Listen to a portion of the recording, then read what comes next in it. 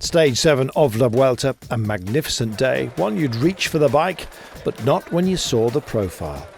17 climbs in total, just 6 of them categorised, and Category 1 tests bookending the day.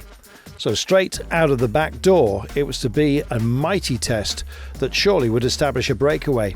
Would Roglič hand over the red jersey? The big question. So how would the breakaway establish itself? Surely on that first test, and so it proved. Once the flag dropped, we were almost immediately climbing. Well, 6 riders went off up the road, including 3 from DSM who were really setting their stall out. On the chase though, and on the first major descent, quite technical, suddenly we had 29 riders contending for a breakaway win. Well, the gap went up to around about the 5-minute mark throughout the day. The question was, what would be the response of Jumbo-Visma and Primož Roglič? There was a lot to be contended with. Trentin was setting the pace, an infernal one, and suddenly Movistar decided that they were going to roll the dice. Carapaz from Ineos Grenadiers was monitoring the situation. This was a big move until this. Valverde just catching a snag in the road, and out he went of the race, I'm afraid. Shoulder damage for him, and at 41 years of age, he'll be wondering whether indeed it is the end of the road, hobbling not only this race, but any chance at the World Championships as well. We hope to see Valverde back, but he's no longer part of this race. Well, that shock really amended the profile of the day in terms of what was achievable by those gunning from the red jersey peloton. Meanwhile, out front, this. Sivakov pushed on out of the breakaway, shipped a chain, and taking advantage straight away on the attack was Stora. Stora had not been taking too many turns out front because his teammate Romain Bardet was in the main group of escapees. So Stora versus Sivakov, would that be the party? Kron and Verona decided that they were going to reach out and join the fun. Well, with the last major test of the day still up ahead of them, with ramps of 14 and 16%, who would survive? Stora had started amongst the favourites at the beginning of the day, if it was to be a breakaway, and sure enough, he set off and looked magnificent.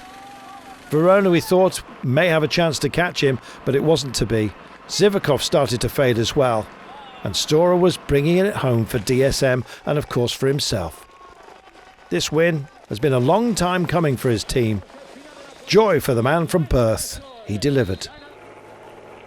Well, throughout the day, Jan Palance had been in the virtual lead and several others from the big breakaway group of 29. Grosshartner crossed the line and wondered if he would be in red. As Palance's efforts failed and faded, so did those of some other big names. Landa was in trouble. So was Guillaume Martin.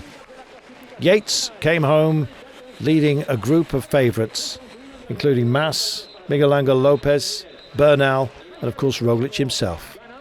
In the end, it was enough for Roglič to stay in red, but some big gaps for others, and an extended one, I'm afraid, for Landa.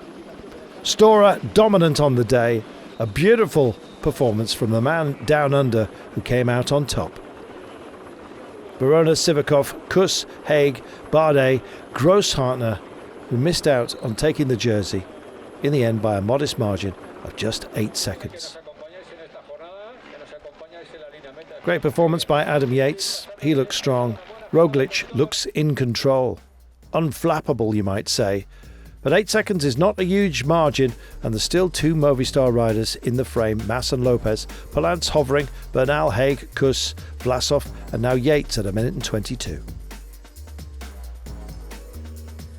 So what about stage 8? We're heading for the big lagoon, the Manga del Mar. It'll finish on a promontory, but as a relief, there is virtually no climbing on the day. A couple of kickers, and indeed a technical finale. Should be one for the sprinters, certainly one to look forward to. This has proven to be a race that bites and always provides an amazing story. We race on at La Vuelta.